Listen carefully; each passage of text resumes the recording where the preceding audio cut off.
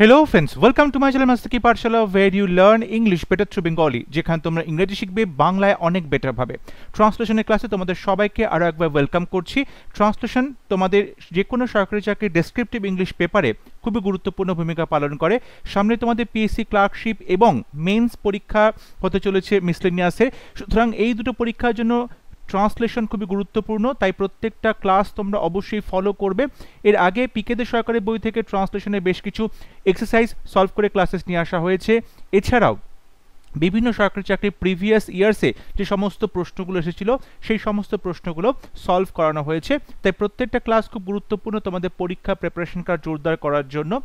আজকেও আমরা নতুন একটি প্যাসেজ ট্রান্সলেশন করব বাংলা থেকে ইংলিশে, সুতরাং আমি আশা করব তোমরা অবশ্যই ক্লাসটা মন দিয়ে দেখবে এবং বাড়িতে প্র্যাকটিস করবে। এখানে যে প্যাসেজটি দেওয়া আছে সেই প্যাসেজটি আমরা ভালো করে পড়ব এবং তারপর সেখানটা থেকে আমরা বাংলা থেকে ইংলিশে ট্রান্সলেট করব। সাধারণত আমি মায়ের সঙ্গে খেতাম, রান্নাঘরে মেঝেতে বসে আমার সামনে মা একটা কলা পাতা বিছিয়ে দিয়ে তাতে ভাত এবং সুগন্ধি সম্বর ঢেলে দিতেন। সম্বর মানে সাম্বার ডাল যেটা, আর দিতেন ঘরে তৈরি এক ধরনের ঝাল আচার এবং খানিকটা নারকোলের চাটনি। মনে পড়ে বাবার দিন শুরু হতো ভোরের আলো ফুটবার আগে, ঠিক 4টের সময় নামাজ পড়ে। নামাজের পর তিনি বাড়ি থেকে প্রায় 4 মাইল দূরে আমাদের একটা নারকেল কুঞ্জ ছিল, সেখানে হেঁটে যেতেন। ফিরে আসতেন ডজন খানেক নারকেল কাঁধে ঝুলিয়ে। তারপর তিনি সকালবেলার খাবার খেতেন। 60-এর ঘরে বয়সের শেষ দিক পর্যন্ত এই ছিল তাঁর দৈনিক নিয়ম। আমার নিজের বিজ্ঞান ও প্রযুক্তির জগতে সারা জীবন আমি আমার বাবাকে অনুসরণ করবার চেষ্টা করেছি।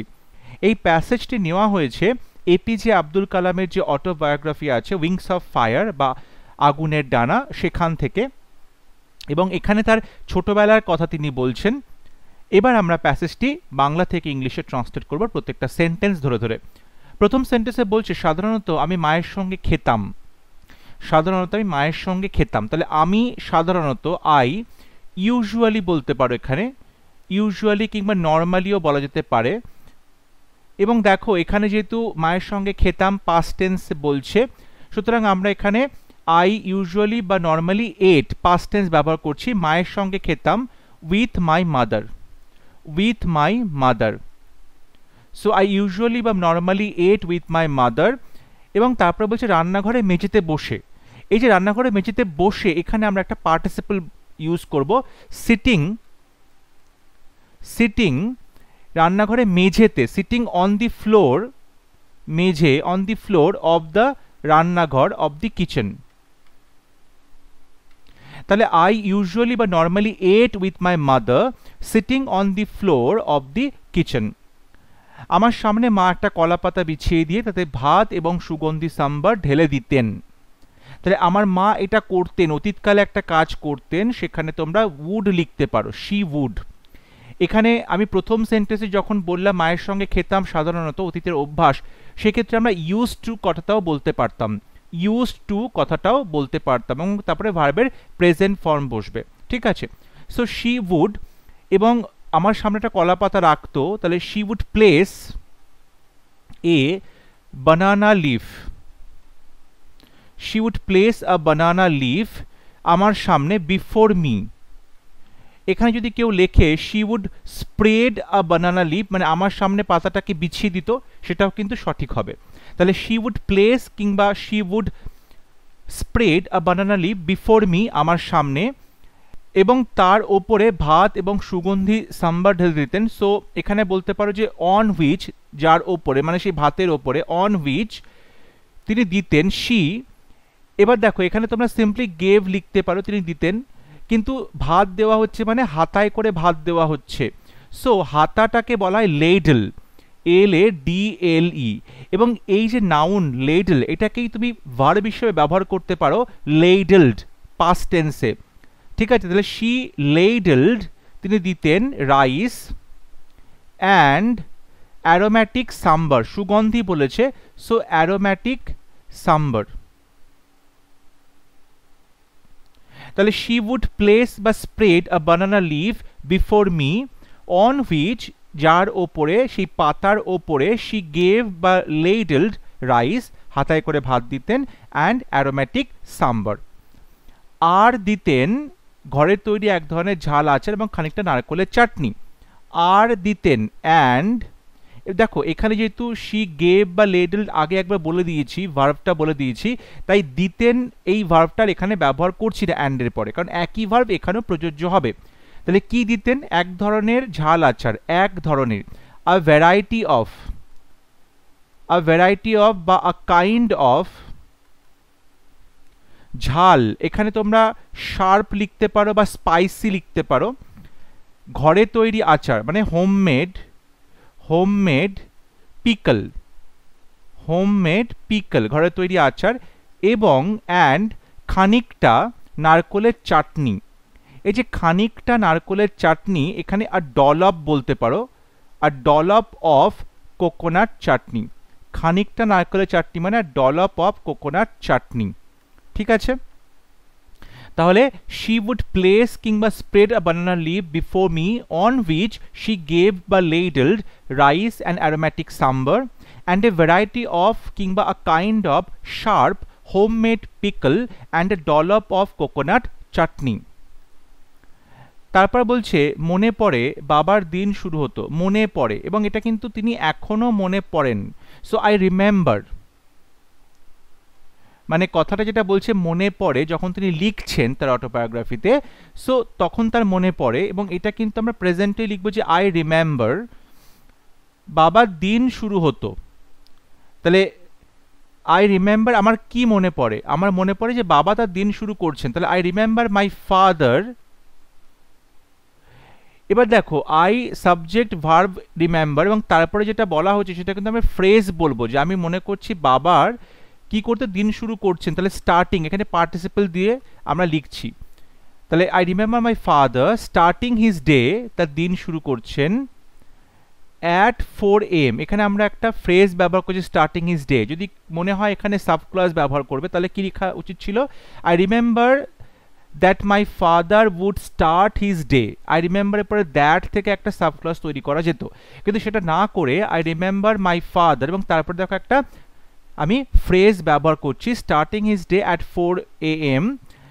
তারপরে কি বলছে? নামাজ পড়ে, তাহলে by reading, by reading the নামাজ, বাই রিডিং দ্য নামাজ।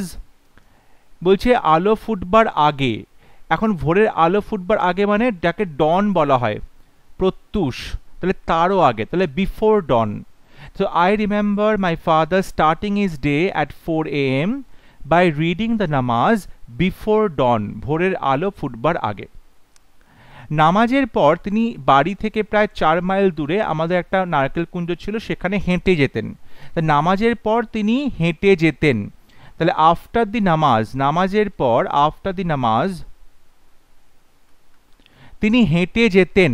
এটা একটা অতীতের অভ্যাস বোঝানো হচ্ছে, সো আমরা এখানে ইউজ টু বলতে পারি। হি ইউজ টু, হেঁটে যাওয়া, he use to walk. Walk কোথায় যেত? আমাদের নারকেল কুঞ্জে যেত, তাই তো? তাহলে he use to walk to our coconut grove, তাহলে he use to walk to our coconut grove, নারকেল বাগানে যেত, যেটা ছিল 4 মাইল দূরে। সো অ্যাবাউট, যেহেতু নারকেল গ্রোভটা 4 মাইল দূরে, so about 4 miles from our home, আমাদের বাড়ি থেকে। এখানে আমি অ্যাবাউট লিখলাম কারণ বলেছিল প্রায় 4 মাইল দূরে। সো আফটার দি নামাজ, নামাজের পর, হি ইউজ টু ওয়াক, তিনি হেঁটে যেতেন, টু আওয়ার কোকোনাট গ্রোভ, আমাদের নারকেল কুঞ্জে, যেটা ছিল 4 মাইল দূরে, about 4 miles from our home. ফিরে আসতেন ডজন খানেক নারকেল কাঁধে ঝুলিয়ে, ফিরে আসতেন, তাহলে he would return, he would return, ফিরে আসতেন, হি উড রিটার্ন ডজন খানেক নারকেল কাঁধে ঝুলিয়ে, তাহলে ডজন খানেক মানে প্রায় ডজন খানেক। So with about a dozen কোকোনাটস, তাহলে প্রায় 1 ডজন কোকোনাট, ডজন খানেক, অ্যাবাউট এ ডজন কোকোনাটস, কাঁধে ঝুলিয়ে। এখন কাঁধে ঝুলালে কি করে হবে? তিনি কি করতেন? ওটাকে বাঁধতেন, বেঁধে কাঁধ থেকে ঝুলিয়ে দিতেন। তাহলে লিখতে পারো যে টাইড টুগেদার, ওই নারকেলগুলোকে একসাথে বেঁধে রাখা হতো, টাইড টুগেদার, এবং তাকে তিনি কি করতেন? কাঁধের ওপর থেকে ফেলা থাকতো, তাহলে tied together thrown over his shoulder. অর্থাৎ বলা যেতে পারে তার কাঁধের ওপর দিয়ে সেটাকে তিনি পেছন দিকে ঝুলিয়ে নিয়ে আসতেন। তাহলে টাইড টুগেদার, নারকেলগুলো একসাথে বাঁধা থাকতো, থ্রোন ওভার হিজ শোল্ডার, তার কাঁধের ওপরে সেগুলোকে ফেলা থাকতো। তারপর তিনি সকালবেলার খাবার খেতেন। দেন তিনি খাবার খেতেন, হি উড হ্যাভ, এই যে খাবার খাওয়া, পানীয় পান করাতে আমরা ড্রিঙ্ক বা ইট ভার্বের বদলে হ্যাভ ভার্ব বলতে পারি। So he would have his breakfast, সকালে খাবার খেতেন, ব্রেকফাস্ট করতেন। So then he would have his breakfast. 60-এর ঘরে বয়সের শেষ দিক পর্যন্ত তার এটাই ছিল দৈনিক নিয়ম। তাহলে এটা ছিল তার দৈনিক নিয়ম। This remained his daily routine, দৈনিক নিয়ম, হিজ ডেইলি রুটিন। তাহলে this remained his daily routine 60-এর ঘরের বয়সের শেষ দিক পর্যন্ত।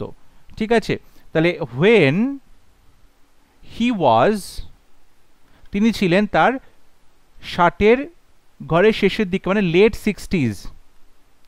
তাহলে when he was in his late 60s, this remained his daily routine when he was in his late 60s।